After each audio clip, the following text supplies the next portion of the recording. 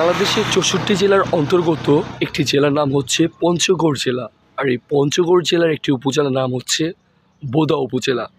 আমি সেই বোদা উপজেলায় চলে এসেছি, আপনাদেরকে এই বোদা উপজেলাটাই ঘুরে দেখাবো। Stay for লাকিয়াদুর।